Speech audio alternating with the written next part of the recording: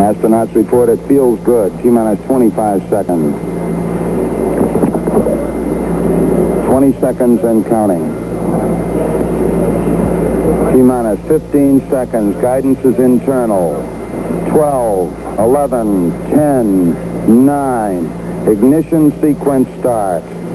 6, 5, 4, 3, 2, 1, 0. All engine running. Liftoff. We have a liftoff. 32 minutes. Is there anybody out there that wants to roll? And is there anybody out there that wants to boogie? Tonight, live from the Apollo, Glasgow. Well, if you're looking for trouble, I'm the man to see. If you're looking for satisfaction, the satisfaction guaranteed. I'm as cool as a body on ice, hotter than the rolling dice. Send you to heaven, or take you to hell. I ain't fooling, can't you tell? I'm a live wire. Good evening. Hello. It's Scott MacArthur here. And Andy Muir here. Welcome to the Glasgow Apollo Live broadcast. This, believe it or not, is week 11. Isn't that amazing? Week 11. You're kidding. Nope. Week 11. Unbelievable. We're still doing it as well as we can. Yeah, well, I think we're getting slightly better. Maybe not massively better, but anyway, how's your week been, Matt? You had a good week? It's been good, yeah. Not bad. Yeah, not bad. I'm Slept sort of, sometimes. Yeah. well, yeah, it's a bit weird, isn't it? I mean, I'm sitting here. Normally at this time of the year, with the Six Nations starting tomorrow, I'd be getting all excited, and so tomorrow I'm doing a Zoom call with all my mates in the rugby, and we're going to watch the Scotland game rather than being in my local boozer. So it's not quite the same, but it's been good though. One of the good things about being living in England is when Scotland play England at rugby, mate. It's brilliant because we're not always that good against them, but in the last few years we have been quite good. So it's been quite good. So you think we have a chance tomorrow? Sorry. I think so. I mean, it's a strong side we've got, and because there's no crowd in Twickenham. Anyway, we digress. We digress. Anyway, hello everybody. We could start no, I don't know if a rugby podcast would go down quite as well. It's been done, yeah. Been done. I'm sure it has been done, yeah. But anyway, tonight, we've got the usual mix of what happened this week. We've had a brilliant week again on the socials, so we're going to cover that. I even think Andy might have done some homework this week, which is amazing. Then we're going to look at there's a video which I've been looking forward to showing for a long time, and then we're going to finish with an absolute classic, which Andy says I tend to pick songs by bands that no one's ever heard. You've heard this one, particularly you, mate, particularly you. So, so as always, let's start with this.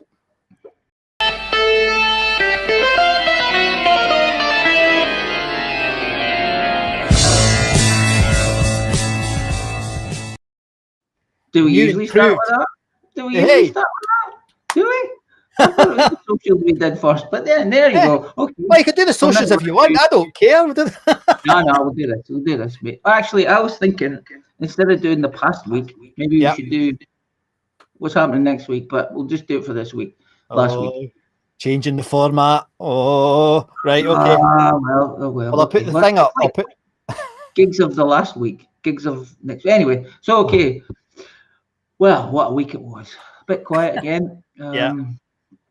Due to some technical issues in my part. There was a couple of gigs, a couple of bands missing, but all been sorted out using my good friend Steve's SQL Server brains. Okay, Peters and Lee. Good. I can't remember Peters and Lee, but oh God, I've got nightmares. vague remembers of them on. They'd probably be on Shirley Bassey or something. Shirley Bassey show. Bobby Crush was his support, and I did watch one of his songs yesterday. That's all I can say. I wouldn't be doing much more No, of right. that. He's apparently he's done a documentary, and he's in Los Angeles or Oh, Las Vegas. And he does I think he does like a Liberace sort of thing in part of his show because he's a piano player. Barty James Harvest, I think we mentioned that last week, but that might be due to anomaly of the search engine there. Charlie Pride. I don't know what Charlie Pride is. Charlie Pride was a sort of crooner. Was he? Yeah, I remember Charlie Pride. He was like, he kind of wore brown suits with great big lapels. Oh, yeah. And frills. Aye, exactly that. Tom Jones-esque sort of. Not as talented as Tom Jones. All right. Sort of Sidney Devine standard, I think. That sort of level of quality. Commander Cody and the Lost Planet Airman. We had a wee discussion about this before we came online. I listened to that this morning, a live album of theirs. Quite good. It was not bad. It was sort of country rock. Commander Cody wasn't the singer. He was the keyboard player. Yeah, I would have thought that, but he was a keyboard player. They were sort of humorous country rock with a bit sweary. There was some bad language, wasn't there? Yeah, kind of. They did some Chuck Berry style. Right. Yeah, anyway. Yeah, they were pretty good, actually. They probably went down well at the Apollo. 10cc and Chaz and Dave, that would have been I always say that would have been a great gig, but I'm pretty sure that would have been a great gig. I think Chaz and Dave were always good value, mate. I liked them. I saw them. Yeah, they would be fun. Yeah. They would appeal to a broad church. You know, Todd Rundgren, that was an addition for me this week. Jethro Tull and Leo Kottke in support. The only reason why I know Leo Kottke is because my mate Steve, he plays a lot of Leo Kottke, and if you fancy watching some good guitar with some good stories, and he's a 12-string guitarist, probably the best exponent. That's the word. Exponent of 12-string guitar acoustic. Probably go watch him. He's brilliant. But if you like flute-based rock and roll, go and watch Jethro Tull. Standing on one leg. Yeah. I mean, I don't know how that man does it. I saw him 2 years ago, still standing on one leg. His knees must be amazing.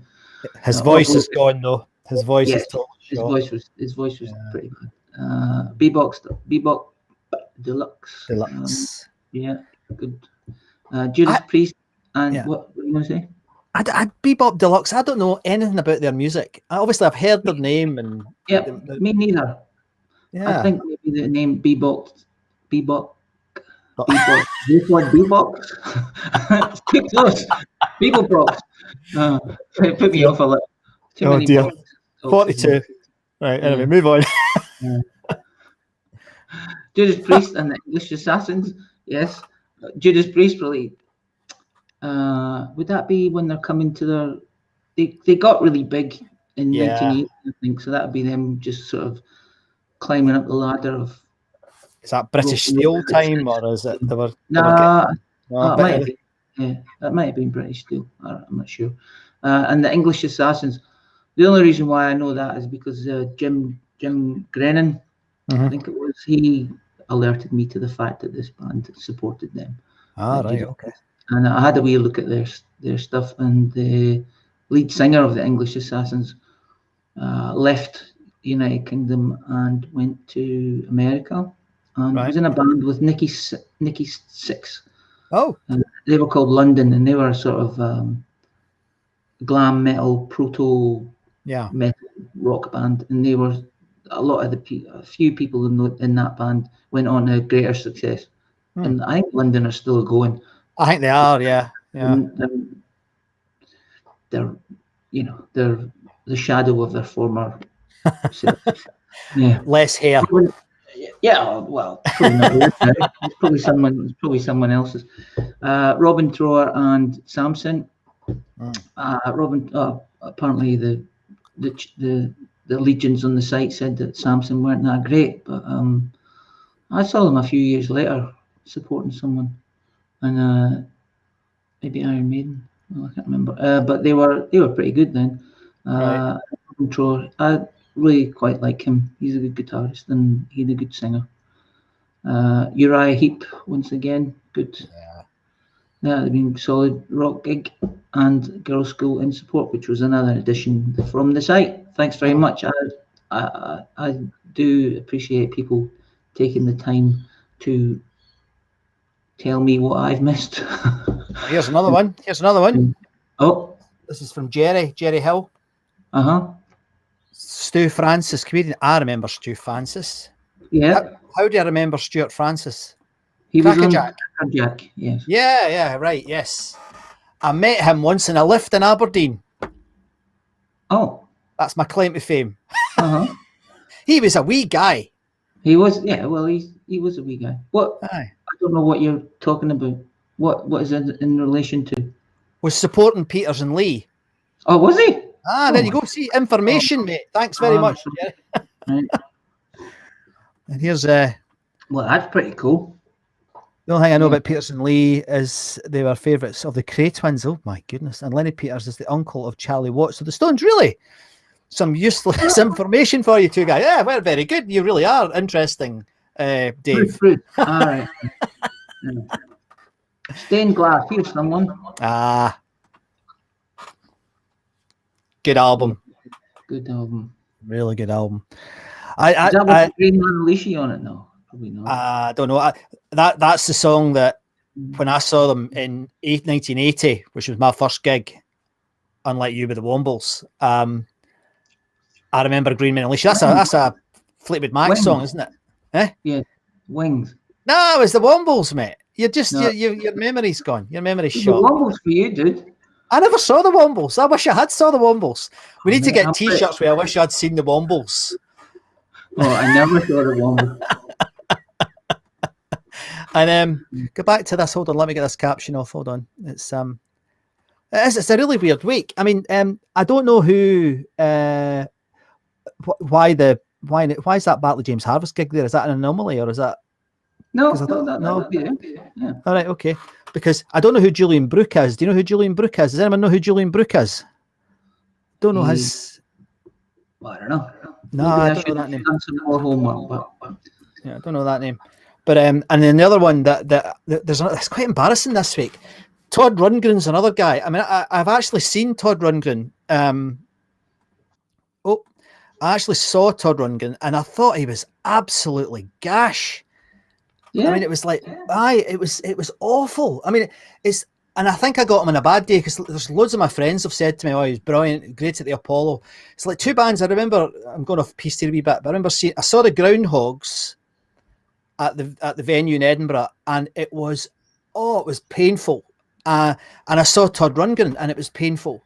And yet other people have said he's a great live bands. And the guy who was in the Groundhogs is now on the website. I mean, he contributes. He's a really nice guy.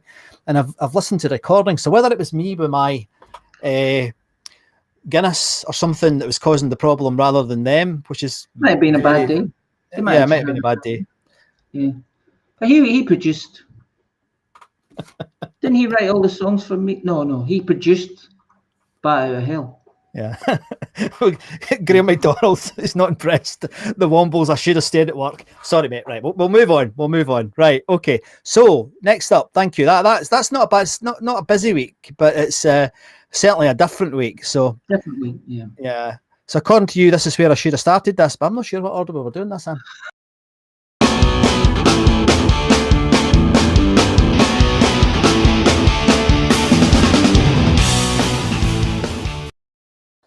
Not a bad wee tune that. I quite like that. Right. Anyway, what's been happening, mate? What's been happening? Well, what a week it has been. Tumultuous. No, it's been fine.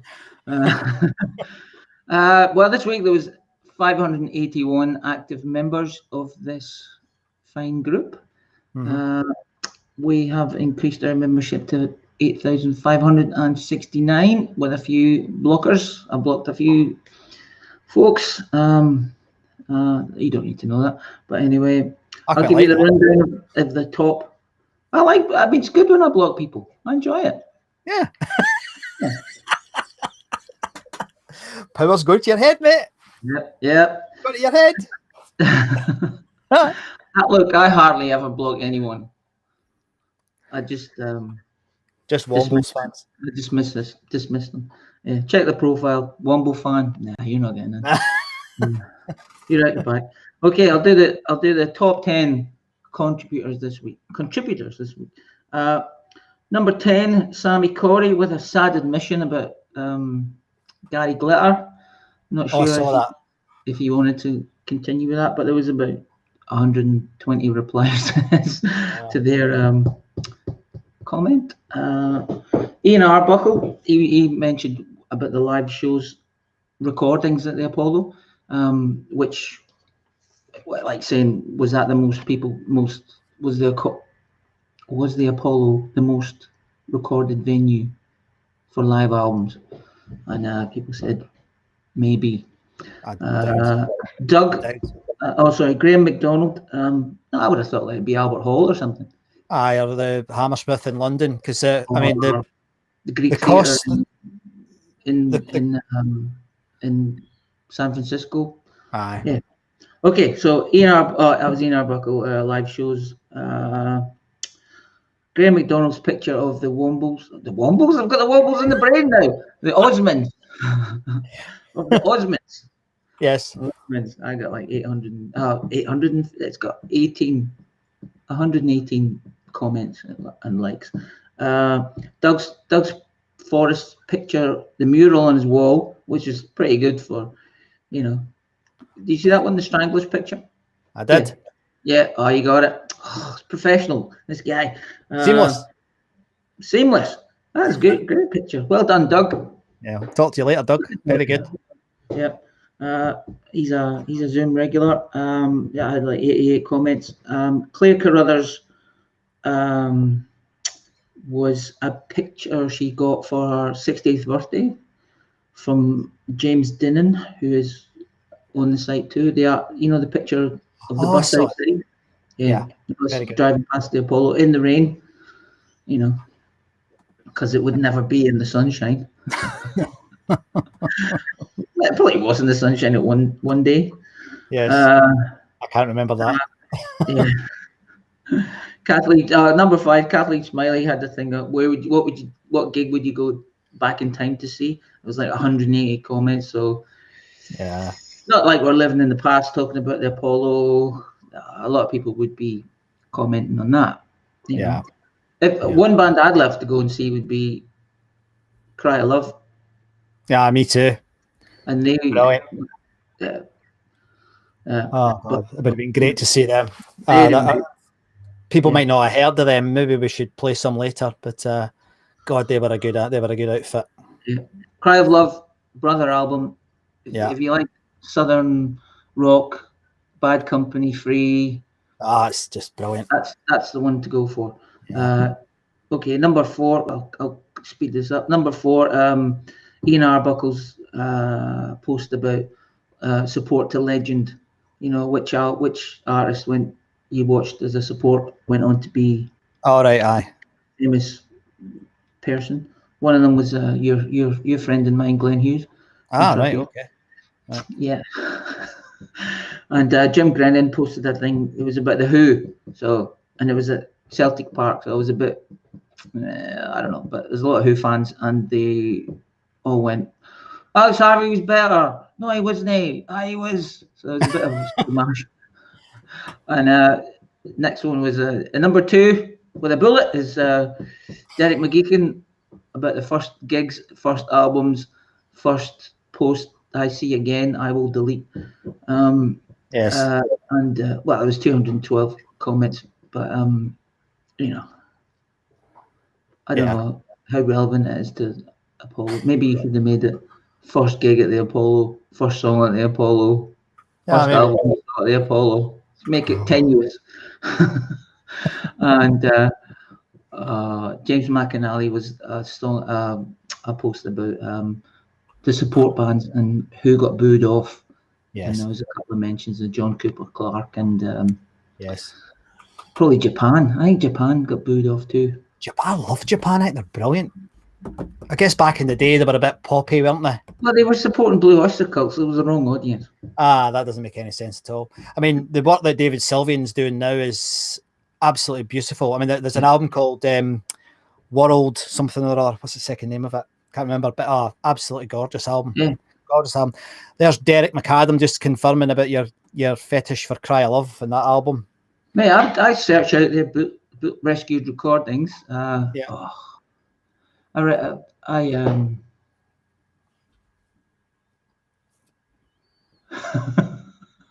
don't know what that means. I don't know what that means. I don't know. Anyway, I search out their rescued recordings every day, just about. But I think I've got every bootleg of theirs. Cry of Love. Brilliant band. Quite extraordinary. Quite extraordinary. There's a few things that I thought were quite interesting. You've mentioned a couple of. Oh, sorry. That was another thing. Yeah. There was a bit of a hoo-ha about electricians in the Apollo. Yeah. Why? I'm trying to think of it was a bit shocking. Yes. I was trying to think of a pun for electricity, but there was two opposing sides to an argument, and they didn't entirely agree. I don't know why they were arguing. One guy said he worked at the Apollo. The other guy said, no, he didn't. I did. Oh. No, he didn't. I did. We could do this show, mate, because we're as forgetful as that. Yeah. It was fine, but, I let it go. But I could have put him at the side door. Yeah, it could have been side door for them, but that nonsense. We've got, is this a new member? We've got Chris Dunn saying that he saw Billy Connolly, ABBA, Genesis, and the Style Council. There's a mix. That's eclectic, isn't it? I would rather go to the dentist than see the Style Council, but apart from that, I wouldn't mind seeing ABBA. I'd love to have seen Billy Connolly at the Apollo, and Genesis. I'll come back to them in a minute. Absolutely fantastic. I would have gone to see Genesis. Oh, I'd love to have seen them. Not anymore. It's quite sad. They're doing this new tour. I don't know if you've seen it, and it's really expensive. And Phil Collins is in such a state. I just can't see him surviving a tour. He looks so ill. I mean, it's obviously his decision, but it's really, really looks awful. I'm sure he'll sing well, but because he's a good guy. Yeah. But he's not playing drums or anything. His son plays it. No, his son, yeah, and here's Raymond Sullivan saying, "I agree about Japan. Was at the Blue Oyster Cult gig and witnessed the booing, but later got really into them. Yeah." It wouldn't have done the band them any favours. No. Well, that would be when they had a record deal with one of these stupid record companies that just tried things all the time and paired bands up with other bands and maybe signed them both or whatever. And it was you got that quite often. Bon, I don't understand your comment about the story was. I don't understand that. Do you understand that, Andy? I'm not going to put it up because I don't understand it. Bon, write it again. Doesn't matter. There was one earlier. When your first jobby was, I don't know. This is Bon again. We got tickets for Genesis. Stage show looks awesome, but keeps getting postponed. Yeah, I just worry that they postpone it, Bon, so much that it ends up that Phil passes, because when you see him, I mean, there was a video on YouTube of him getting in and out of a car, and oh god, and he was such a character when he was at the height of his capability and his pomp. I mean, I didn't particularly like his pop career, but he was an effervescent character, and it's all fizzled out, which is a real shame. There was a few things, mate, if I may, I thought were really cool. I'm going to mention a few other things in addition to that. The first one is a friend of the show, Ian Bamford, posted about Queen, and it was quite cool because what happened was his wife took some photographs that were stored as slides of the Queen gig back in '75. Now I've got one of them here. I mean, they're quite good because you can actually see the state of the place. And Andy was saying if he'd had time, he'd have cleaned it up a wee bit. But you can see the state of the place there. Up I think that must be the circle, I think it's the upper circle. I think Ian said it was. That's a circle. Looks like the circle. But it's quite sad that I'm now more interested in photographs of the venue than I am of the bands. So it's quite. It's still, we've talked about this before, but when we first started the website, it was struggling to get any pictures in it, Yeah. And then 8,500 people join a Facebook group, and many people have pictures. I would have been too scared to actually have taken a picture in the Apollo. Yeah. Well, the story there that Ian told was that his other half actually got taken by the bouncers down to one of the what they called the seats at the side. No, the fancy seats, the ones in the. Oh, my brain is gone tonight. Completely. The boxes. The boxes, yeah. So the bouncer took Ian's now wife down to one of the boxes, and they got a photograph, quite a good photograph of the band on stage. It's on the Facebook group. Fantastic. So maybe the bouncers weren't always as bad as we were led to believe. Well, maybe they were. I was scared of them. The other one, and this one.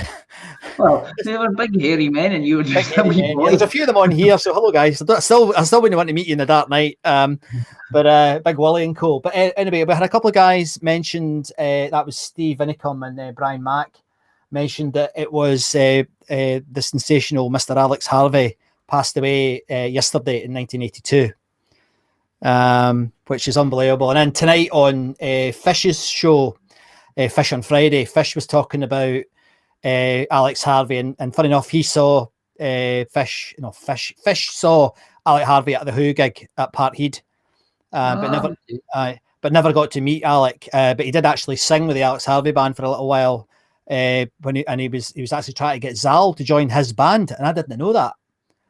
Imagine Zal Clemson playing for Fish. That would have been brilliant. That would have been absolutely brilliant. So, Alec, mate, we miss you. I never saw him either.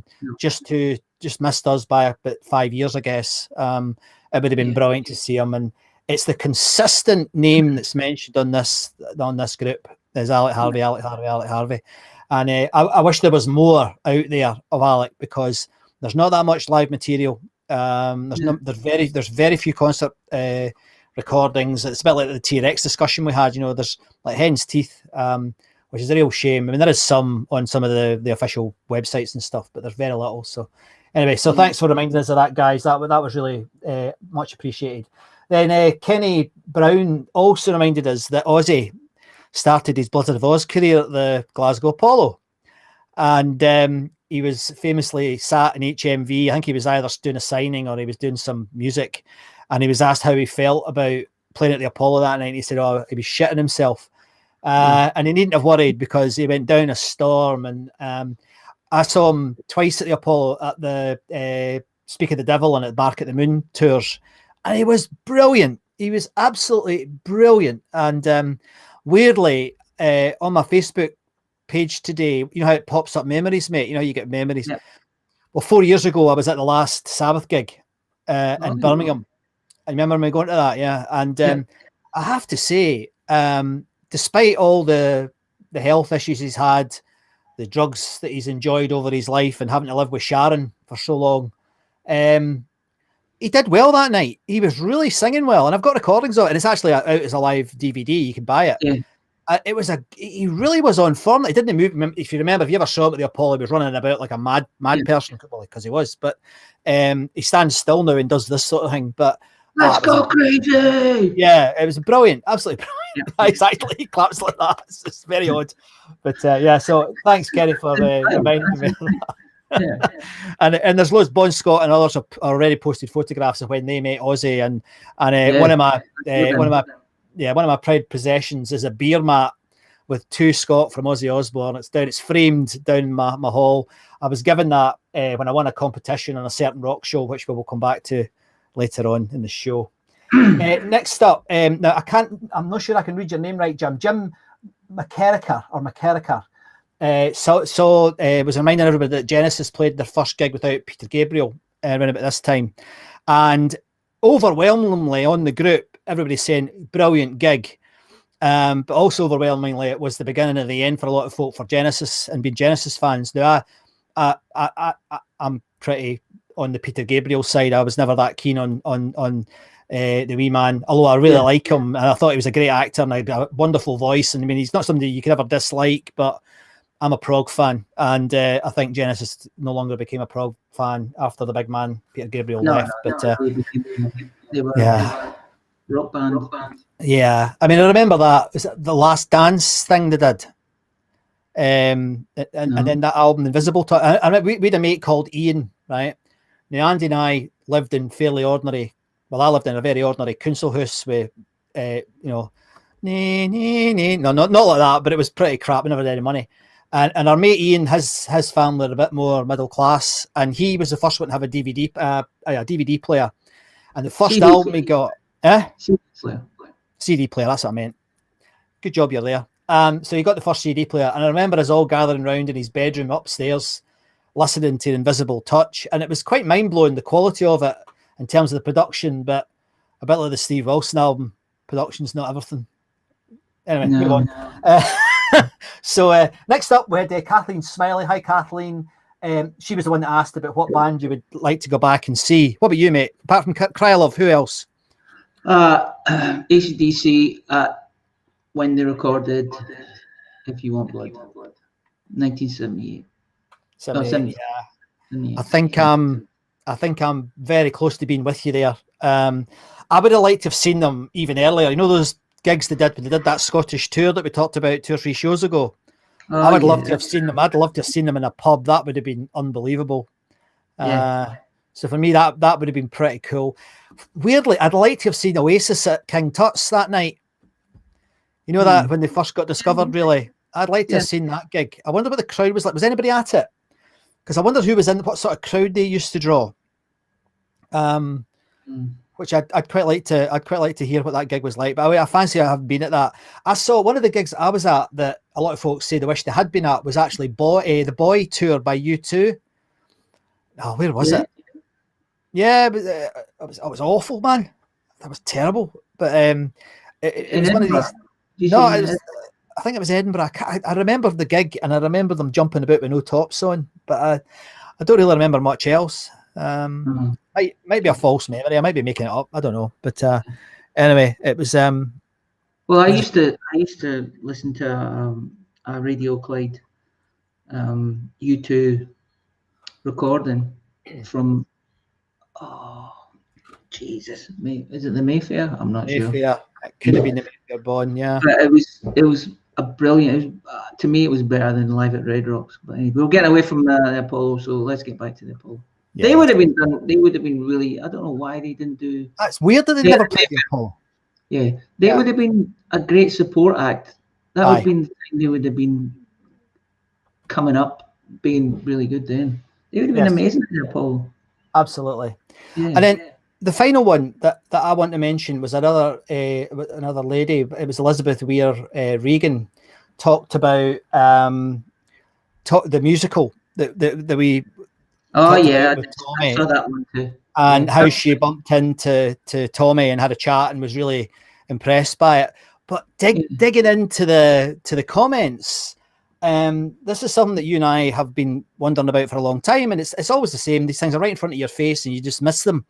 But one of the ladies, Christine Nange, was one of the women who put the petition together to save the Apollo, and she's on the site, mate. Oh, brilliant! Because she's on the site. Oh. I don't think she knows, Christine. If you're there, we've been wanting to talk to you about what happened and how it happened for ages, and you clearly know Tommy McGrory. So what's going on, mate? You know. So I was really pleased about that. And if you don't know, guys, what happened was Christine and her friend Valerie famously put together a petition when they were talking about turning the Apollo into a bingo hall. Yeah. And they made the news. If you Google it, you'll find it. There's actually press cuttings about them putting the petition together, and they helped save the Apollo. So Christine, brilliant that you're on the group, absolutely brilliant, and it's great finally, because when we were writing the book, we wanted to interview you to be in it, but we couldn't find you. So Tommy, if you're watching, why didn't you tell us? Anyway, so that was nice. that made my day, mate. Because we didn't ask the question. Well, maybe not. It was just one of these things that it's amazing how this Facebook activity has changed everything, hasn't it? It's changed everything. It's brilliant. absolutely brilliant. So thanks very much. So let's just have a look at the comments, Andy. Some folk are thinking YouTube played the Mayfair or Tiffany's. I'm maybe making this up. No, I'm sure. I think it was Tiffany's, which was what was on my tip of my tongue. And I went with an ex-girlfriend of mine, and I remember bits of it. But I think we came over from Edinburgh, Andy, me and Julie Mark 1, and we got really sure drunk. Julie Mark 2's happy about this. Oh no, Julie Mark 2 knows. Oh, she'd probably shout at me, yeah. But anyway, so here we got some other folk. There's Raymond Sullivan saying something here. What are you saying, Raymond? Was lucky enough to be at the If You Want Blood gig. There you go, Andy. And he's never seen AC/DC with Brian Johnson. I'm jealous. That must have been brilliant. And I do wish they would release the whole of the gig, because the video, because there's only little bits of it now. I mean, if you look on YouTube, it's quite weird. I mentioned this before. It's quite difficult to find it all joined together as well. It seems to be in individual songs all over the place. But we haven't featured any of those songs yet.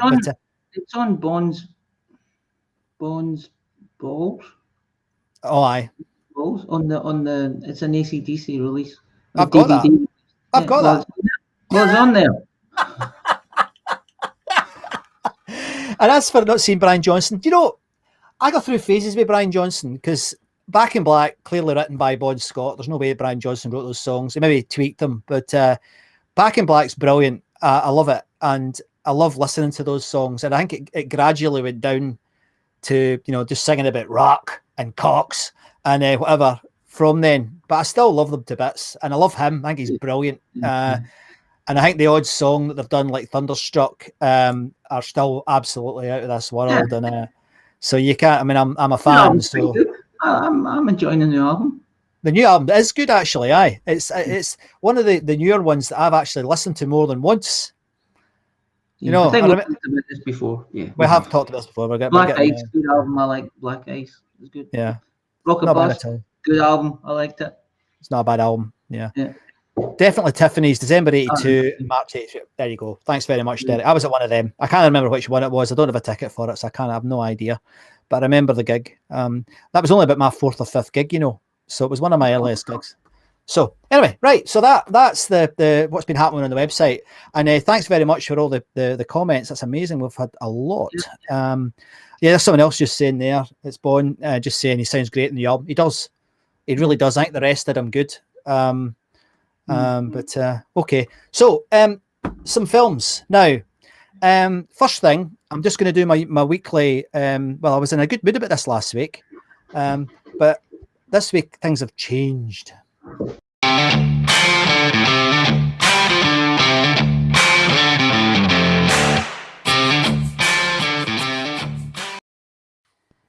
Right. So last week they flooded in, mate. We got two flooded in. This week, none. Nada. Right. No. Come on. No. Right. I've got to try and be calm at this point. This is where we're trying to gather your memories on video. And I think it's a great idea. And as Bon said a couple of weeks ago, it's culturally important. I completely agree with him. And we'd love you to put your videos together.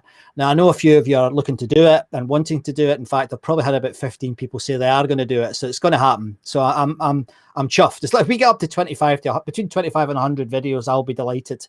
But there's 9,000 of us. So come on, let's see if we can get some more videos. And Andy, that includes you and me. Yeah, I was actually just thinking that. We haven't done it, have we? That's not very good. So we're going to have to do it ourselves. So they'll come soon. Probably not next week, maybe the next week for me, and you do yours when you can, mate. But so anyway, if you could do that, that would be great. But what I'm going to do, I'm going to take a cheeky swipe. I'm going to go on a slight diversion at this point because I've got another video I'm going to show you. And this is one that Andy's not been looking forward to me showing, but you'll be pleased to hear I've edited it, mate. But this is a clue about what the good news is that we've got to tell you after this video. So I hope you enjoy this. This is 10 years old now. Oh, it's 7 years later, we've had 5 million hits on the top 20 in the UK. And if you've ever want to know about the Apollo, GlasgowApollo.com. Thanks very much for your support over the years, guys. Go there. And we'll see you at the end of August that I was there down at the Armadillo. Cheers. Bye. He was just really nervous.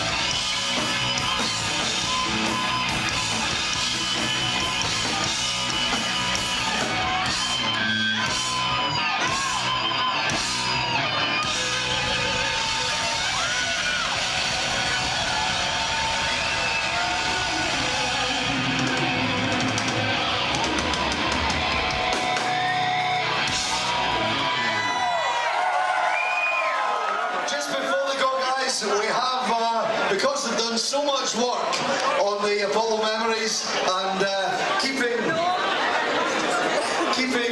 memory alive of the Glasgow polo, we have one of the statuettes that they're going to have to cut down the middle. Brilliant one for Scott and Andy.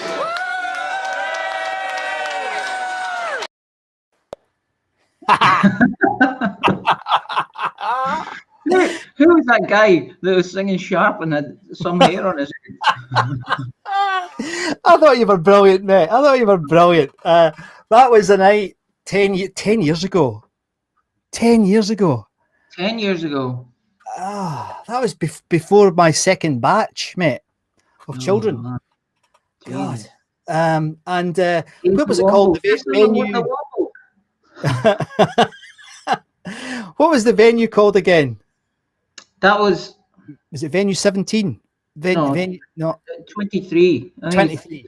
Apollo 23 or something, because it was 23 Renfield Street? No, it was round the corner. Yeah. But this is a venue that they had underneath where the Apollo used to be. But I don't know if it's still there. I haven't looked. I don't think so. I've not heard about it for ages. But so shut up. Yeah. When I was there last year, I walked past it, and annual pilgrimage. Yes. After my COVID test. That's what I did after my COVID test. I went and had a walk around there. Did you? Brilliant. Yeah. This is Gary Booth saying he went through for that night. It was good, wasn't it? It was a really good night. And I had a great night, that. It was. And there was 1,000 people there. It sold out like that. We've talked about the bill before, but it had like Johnny Cash, The Jam, Thin Lizzy, obviously AC/DC, Status Quo, all the sort of classic acts. So it was a good night, and we didn't know that was going to happen. So it was really sweet, and it was cool. I can't believe I said armadillo. What was I doing? I can. What was I doing?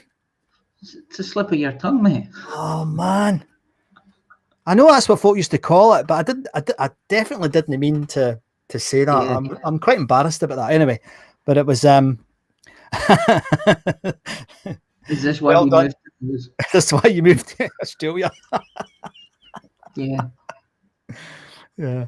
And I think I agree with Boyne again, saying a lot of these cover bands are great. They're brilliant. And actually, I like that there's some of these like Donington gigs are happening now where all the cover bands for all the bands are playing in lineups. I quite like that. I'm quite drawn to that. I'd rather it was new bands, but if I have to go and see old bands, I quite like seeing the young bands doing the old music, if you know what I mean. So there's no Zimmers on the stage. So anyway, that was a good night. And that leads us on to the surprise that Andy and I promised in the blurb when I sent out the notification for tonight. The guy who presented us with that trophy is the one and only, if you're from Glasgow, everybody knows him, Tom Russell, who ran a rock show that we all used to listen to from midnight till 2 a.m. on a Friday night. That's right, isn't it? That is right. Yeah. And Tom was the guy who really was it's like Gandalf in terms of music for us, because we'd all listen to Tommy Vance, who did some good stuff. Loved Tommy to bits. But I always preferred Tom because, one, he would read our letters out nearly every week. We were on that show so often, it was unbelievable.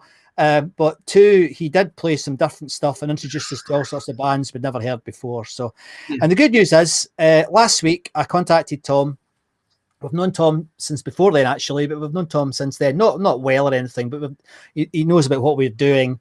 And we invited him to come on the show, and he said yes. So we're just looking for a Friday night. We're going to have Uncle Tom on the show one night in the near future. So I'm really looking forward to that. That's good. It should be really good to have time. What we'll do is we'll get you to send us some questions and stuff and see if we can dig something out of the archive from him. He must have amazing material in his wee house somewhere. Well, we've both got his book. You got me a copy of his book. And, that's only a thin slice of what, what he's got remembered. Yeah. Yeah. And he seems to have quite a good memory as well, doesn't he? Yeah. Better than us. Better than us. Better than us. Maybe he stopped drinking. I don't know. He keeps, I'm going to have to grow my beard, I think, just to see if I can get. When is this? Is this like in 6 months so I can have a beard down to here?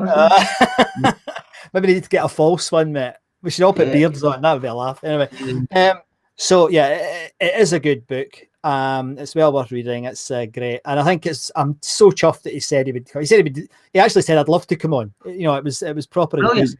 So it's really good. So watch out for that. I hope I've asked him for a date that works for his diary, because I think he has a gig on a Friday night that he does. So I'm not quite sure how he's the Max. Aye, maybe it's recorded or something, mate. It might be that it's recorded. I don't know. Anyway, he said yes, so we'll wait and see what happens. But I thought maybe he does it from the house. Maybe he does it from the house. He probably does, actually. Yeah, he probably does. And Chris is saying that'll be a cracking night with Tom. Yeah, absolutely. If you remember the last Tom we had on, when we had Tommy McGrory on, I mean, that was brilliant, wasn't it? So probably my favourite show that we've done. So yeah, can't wait. All right. We're only going to have Toms as guests. Yeah. Well, Tom Morton's the other one I've asked. 3 Toms. 3 Toms. A pile of Toms. Yeah. But Tom Morton hasn't come back yet. But I think he's looked at my LinkedIn profile. So I think he's probably thinking, is this guy a numpty? And he's probably looked at my profile and going, he's a numpty. I'm not going to speak to them. Anyway, right. So to almost close, we've got our customary piece of music. And Andy and I have been talking a lot about this, about, you know, what music we play at the end, and should we try and match it with the gigs that happened this week. And we're both a bit nervous about that because of the effort that it takes. Sorry, it sounds really whingy, but it does take a wee while to put these things together. So we might just continue to be random, but Andy and I are going to have a chat about it. And I just want to give the main man, Jack McCafferty, a bit of a plug here, because the work that Jack does on the Rescued recording stuff is absolutely brilliant. And just this week, he's put on a gig, the one of the final gigs that was ever at the Apollo. It was the Frankie Goes to Hollywood gig, and I was going to use that, but the quality of it it's a fan recording, so I decided not to. But I'm going to have a look at that again, because it might be we can clean it up a little bit and use a bit of it, because they were a lot better band than I thought they were back in the day. One of the comments on the, I don't know what it was for, but it was, I don't know if it was about the book, the Rescued recording, but it was saying that they were a fantastic live band. Yeah, like really good live band. Good live band. So yeah, well, look at them. And I mean, they were so creative. Even if you didn't like that sort of music, they were massively creative. And I remember hearing every song and thinking, that's another number one. That's another number one. That's another number. I mean, they kept going, didn't they, for about 2 years or something? Yeah. Although I did. Do you remember the T-shirts? The Frankie Says T-shirts. Yeah. Then the Frankie fucking Miller. That's who. Yeah. T-shirts. They were good. Well, that was the best version of the Frankie Says. Yeah, absolutely. So we're not playing them out. We're not playing out with them. We're going to play out with some rock and roll legends, and it's the one and only Thin Lizzy. And this is from a gig that I thought Andy might be in a huff because I played a video of him. So I thought, well, how am I going to cheer him up? And this is a gig we were both at, 1983, with the big man, with John Sykes on guitar, and of course Scott Gorham and the rest of the guys. But it was a brilliant gig. And I know this is one of Andy's favourite songs, so we're going to play this. Hope you enjoy it. It's 5 minutes of absolutely brilliant. Called Angel of Death.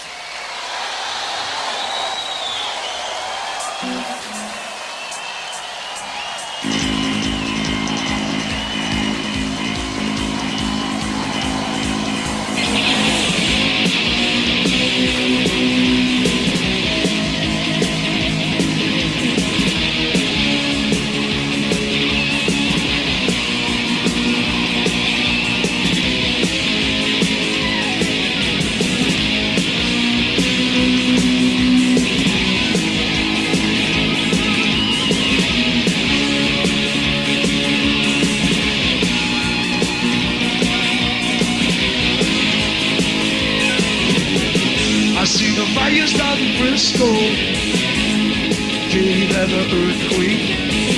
I see buildings ablazing, going up in flames. I heard men, women, and children crying out to their God for mercy, but their God did not listen, so they were burned alive. Down, down, keep on going. Great disaster. I was hanging out for a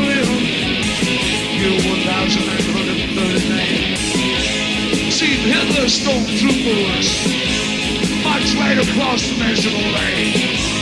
See 2 world wars. See men send rockets out into space. And I see the Holocaust. An angel of death ascending to destroy the human race. Down, down, deep underground. Greatest house in the world.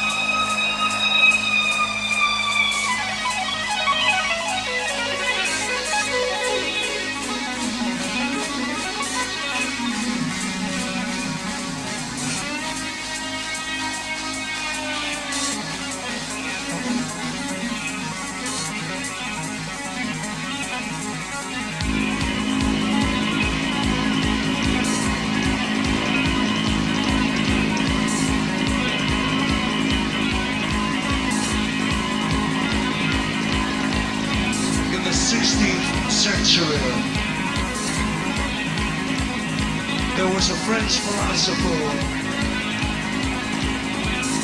by the name of Nostradamus who prophesied his death that in the late 20th century an angel of death shall come and waste this man. A Holocaust, the likes of which this planet has never seen. Now I ask you, do you believe this to be true? I was standing at the bedside on the night that my father died. He was crying out in pain. To his God he said, help mercy. His body was riddled with a disease. Unknown to man, he expected no cure. But before he died in the night, he was lost in the sea.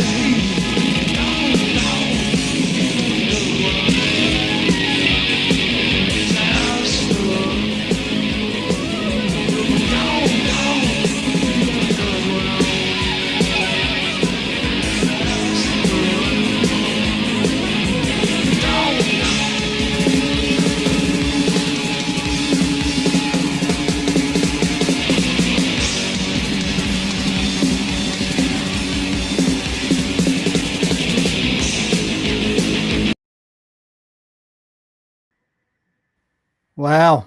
Well, that was very nice. Thank Oh you. dear, how good is that? That's amazing. It brings back so many memories. It was terrific, absolutely terrific. So I hope you enjoyed that, guys. That was specially played for my mate over there because I know he loves it. And because I played that video, he said, "Don't put that video on." I had to put the video on. Well, I like it. That was good because the only thing I sang was Problem Child. Because I think that was that. I think the first verse and that was the only thing I knew because they sprung it on me that they were going to do that night. So Yeah. Yeah. I thought you did extremely well. So anyway, I mean, when am I ever going to get a chance to do that again? well, God knows, and Yeah. certainly with hair, it's unlikely. Yeah. Yeah. My own hair at that too. Oh, here's Terry Rose saying "Peace Pipe." That's a Cry of Love song. Oh, I think we need to have some Cry of Love on the after show tonight, mate. I think we need to have that in the background because Oh yeah. you've wet that particular whistle of mine. So, and this is from Raymond. Only seen them once. Black Rose, very good on Easter Wow. Sunday with Gary Moore. Wow, that would have been brilliant. We've got pictures of that. See, Black Rose, Roshan Dove is that is the best guitar solo I've ever heard. I think it's amazing. I love it. It's just so. Anyway, yeah. Let's not get into the Thin Lizzy. Great rock and roll. Anyway, right. So we hope you enjoyed the show. Hope you're as chuffed as we are that Tom's coming on. Uncle Tom, as we used to call him. Did everybody call him Uncle Tom? Did everybody call him Uncle Tom? Yeah, we did. I think they probably did. I'll never forget him at the Kelvin Grove Park coming on, mate. Remember, he used to come on and introduce the bands. But here's some contentious feedback here.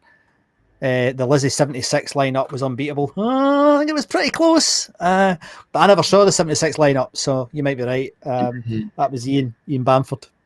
They've all been good. They've all been, yeah, pretty much every single line. It's not like Phil Lynnett's going. Well, Snowy White that was not fantastic, but no. Snowy White, yeah.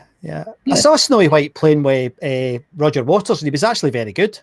Yeah, you know, but he didn't fit the Lizzie thing, I don't think, as well as others did. But who hasn't played for Thin Lizzy? Anyway, okay, from that era. Anyway, okay, we better get on. It's that's an hour, so thank you very much for tuning in. Thank you. It's been really good, and the level of engagement we're getting on the chat is brilliant, guys. So thanks very much. It makes the show much more entertaining for us. And as always, Andy learns about how many mistakes he's made on the website. So keep him right. He's not getting complacent. He's just getting busy. Behave yourself. Be safe. And we'll hopefully see you on the after show Zoom chat. The address is in the Facebook group. I've just posted it on here. If you come along, that would be great. We get a regular sort of 7 or 8 people now, so it'd be nice to get that up a little bit, hear some more stories, and it goes on a little bit. It's quite entertaining. So anyway, I hope you enjoyed the show, and we'll see you next week. So thank you very much from me. And thank you very much from me. Good night. Thank you.